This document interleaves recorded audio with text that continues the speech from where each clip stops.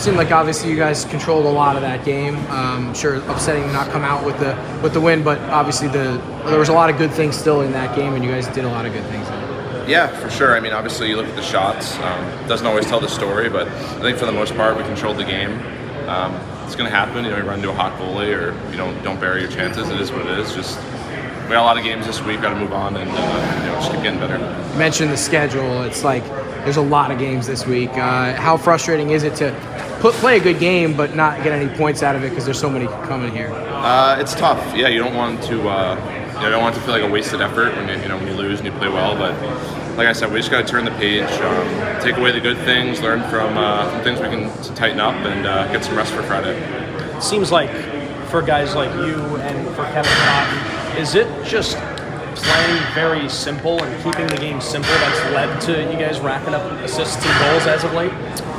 I think it's a combination of things. I think we're playing the right way with and without the puck, so we're not spending much time in our D zone. We're getting on the attack more, and we're spending more time in the O zone. I think that's a big factor, and also I'd be naive to say that we're playing with that Tynan, Kermiak, Fajimo line helps too. So it's a combination of everything. I think as a team right now, we're just producing more, and when that happens, you get more points, you get more pluses, and you get more opportunities. So it's kind of a combination of everything. You guys did get that goal there 30 seconds in the second period. Obviously inject some life after a good first period, but you didn't get on the board. What was the feeling at that point there when you scored? Yeah, honestly, the first period, I feel like we played okay, but we weren't playing our best. So it was important to kind of set the tone there early in the second period. We thought we did that, and we tried to build off it. Like you said earlier, we had chances, we just didn't really score, and unfortunately, that's how it happens sometimes. Obviously, you got so many games this week, like we mentioned, but this race in the division is so tight. What does it take for you guys to take a night like tonight and put it behind you to refocus for a game in just 2 days? Yeah, I mean, that's at this point in the season, that's kind of automatic. It's 5 games in 7 days. You can't get too high, you can't get too low. You got to travel here from Calgary, but you got to show up with a good attitude and play well tonight. And we got to show up Friday and Saturday with good attitude. We got to, like you said, we can't waste any points. These points are really critical, and at this point in the year, you just got to put your best foot forward and see what happens. You're a guy who has been outside of the Pacific Division for a lot of your career. They play 3-3s. I'm sure you do that plenty before. Yeah. I mean, how much does that help when you've done that type of thing in this stretch where you've played a lot of games before?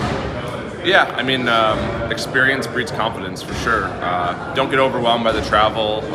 Maybe if you're a first or second year player, it can be a little bit more intimidating. But for me, I know how to take care of my body. Whether you're playing big minutes or not much, it's important to just show up to the rink every night ready to play and ready to play 100%.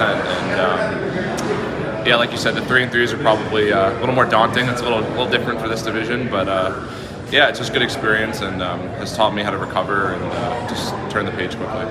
This is going back to Calgary, but you've been playing with Knotts here over the last couple of weeks. What did you see from him to respond with fight, goal, like all in the first period? A guy who really seems to kind of have that presence out there.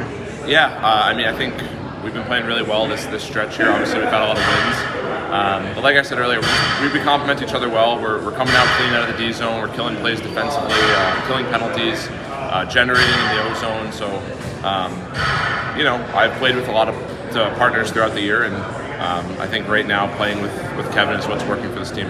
You guys have both, like you said, played with a lot of different partners, played with some younger guys too. Yep. So what is it like, at least from your perspective, to, after playing with some of the young guys, settle in with a veteran guy like Knotts? And what do you think it's like for him to play with you? Yeah, well, we've all been that young guy that is trying to learn and just kind of, I don't want to say survive, but they're a little more nervous to, not make mistakes. Where, as for me and Kevin, we're a little bit more, as you guys said earlier, an established presence, and I think we play confidently together. And like I said, right now our game's just really clean. We're coming out of the D zone clean.